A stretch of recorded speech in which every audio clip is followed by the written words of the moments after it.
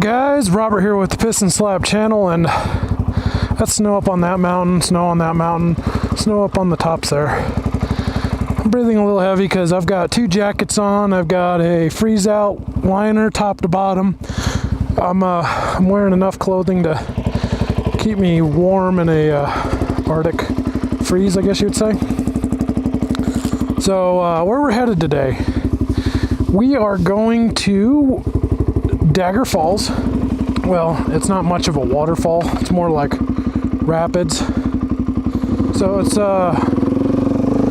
right around 30 something degrees, 30, 35. But slick muddy roads and snow. Yeah, what more could a dual sport guy want?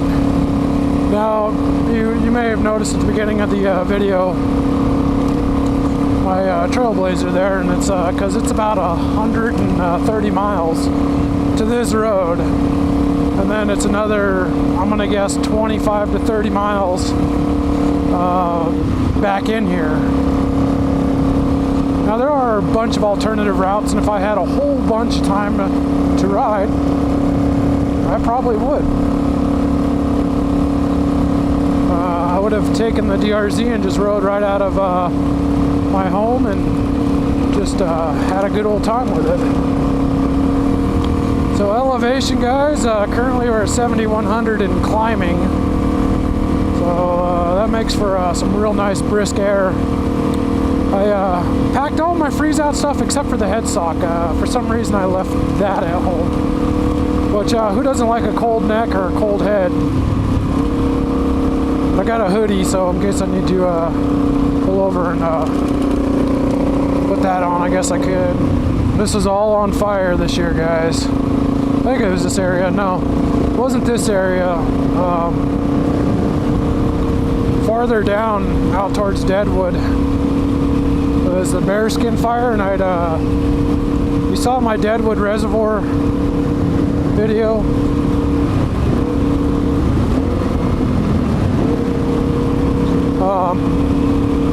That area all was on fire. It's actually still on fire, but they said they opened this area up for hunting and enthusiasts. This road last time I was here was beautiful. It wasn't all tore up like this, but with the fire crews in and out of here, it tends to tear up the roads a bit. Oh man, there's some potholes.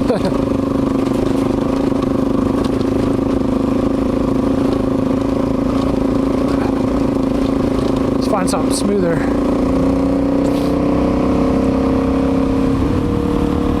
So the original game plan was to come out here, leave the house at 5, be here at 8, ride out to Dagger Falls, and then turn around and hightail it out of here. But my wife wanted to spend some time with me, so we did some family stuff together, went to breakfast, all that stuff. So I'd say at least getting here later probably warmed it up, but maybe by what, 5 degrees?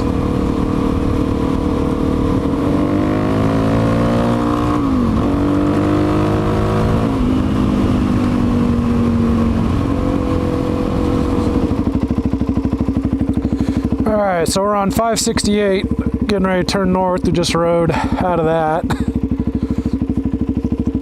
That was fun. My nose is running. I'm cold. It's 38 degrees though, so I'll take that. Left my head sock. Complain about that all day, I guess.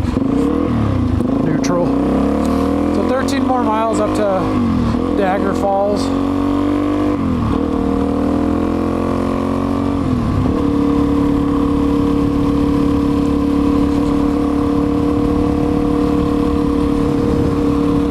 Was running last time I was here. Huh.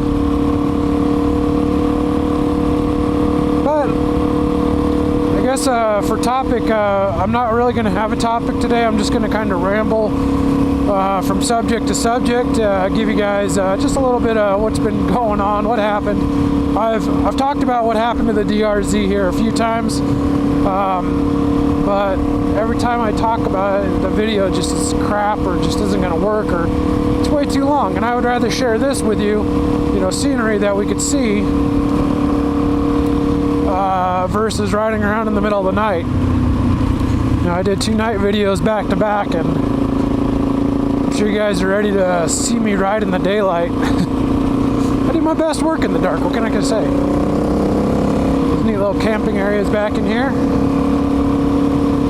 Hey, this is the creek. Yeah. Bear Valley Creek. Pretty.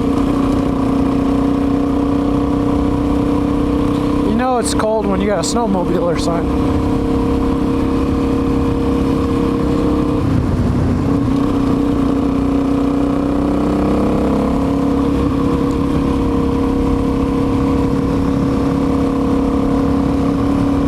We're going to be staying on the main road today just because I'm by myself again. It's cold. I don't really want to be out here by myself, stranded, walking around, because I got on some single track that I didn't know.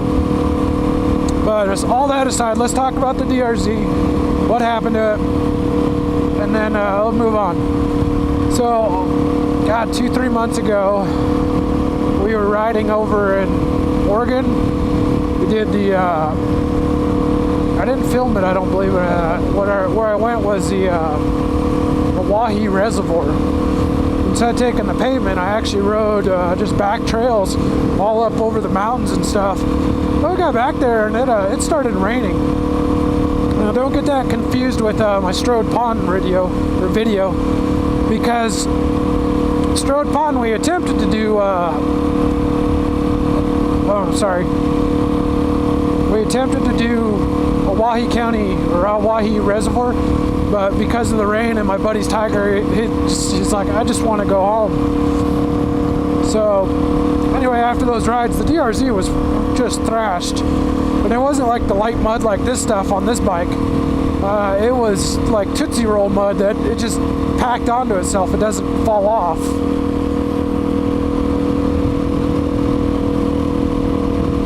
See any wildlife? Not in the immediate area. I don't have a scope to check along the tree line or anything, but never know. You see an antelope or something running out here across the field. So after all that, we're back at home. I'm working on the bikes, getting them ready to go, and my little daughter's like, hey, can I wash the DRZ? Sure. I trust my 5-year-old to wash my bike. It's just gave her a garden hose and said, have at it, you know, spray off all the mud. But she did a really good job. I'd say for the first 15-20 minutes, I kept an eye on her just to make sure she wouldn't do anything really silly. And then this is where I made my mistake, was trusting a 5-year-old that she knew what she was doing and not to take the garden hose and stick it down in the exhaust pipe.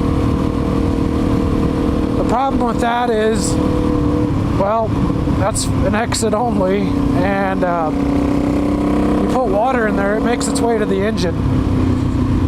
And yeah, what a pain that was. At the time I didn't know, you know, she got done washing it.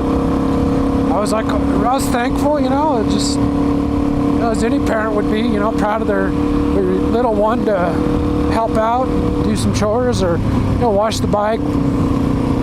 I have, you know, I'll taught her like on how to lubricate the chains and stuff like that, but, you know, I stand there because I don't want her to cut her fingers off with the chain. At the water hose, I wouldn't think it'd be a big deal. So about a week or two goes by, you know, I just rolled the DRZ in the garage, is all, you know, we wiped it off and everything, and that was the end of that. So Alex, my buddy, calls and says, hey, let's go riding. Sure, no problem, man. So I go out, get the DRZ, and I always test fire my DRZ and check the oil levels and stuff like that before I go out riding. And yeah, she, when that water was all filled up in the cylinder, that was the weirdest sound I'd ever heard this bike make. It was like a squish. And I mean, it's just one of those, like, not just normal squishes, it's like the noise, and it's like, what the heck was that? So I hit it again on the starter, just and it wouldn't go any farther. Oh, hunters. It is hunting season, so I'm sure they're going to appreciate me being all loud and stuff through here. Could be louder, could be going faster, but whatever. Back to the story of the squish. So I instantly, I was sitting there, I'm like, what is that noise? Why? So I grabbed the compression release on this and pull it back and hit the key, or the button again, and it kind of thuds over a little bit, and then it goes around one revolution, comes back up and does it again. And instantly water starts leaking out of the header where the back pipe slips onto the head pipe. It dawned on me that when my daughter had washed my bike, she'd filled the motor with water. And at that point, man, I was just, so angry. It's like, what in the world? But, it's like after a second of being angry, it's like, it's your own fault. It's your own fault as an adult for not watching her and showing her how to wash the bike. And it's also my fault for not having the plug to go in the back or a cap to put over the exhaust to keep the water out. So ended up stripping the bike down, calling Alex, canceling the ride. I was like, I don't know if I can get it running in time. But he shows up and got the bike upside down in my front yard, kicking it over, trying to get all the water out of it. And I was like, all right, man, we'll put it all back together and dry out the plug. And hit that key, and it cranks over without the thudding and the squishing noise, but no fire. So we do this procedure of taking the bike apart and flipping it over and all that noise for probably 4 or 5 times before finally I get it to start. And I let it run, because that water, that's hard on things. It creates rust, corrosion inside all the metal parts and stuff. So I let it run for probably 10-15 minutes, got good and warm.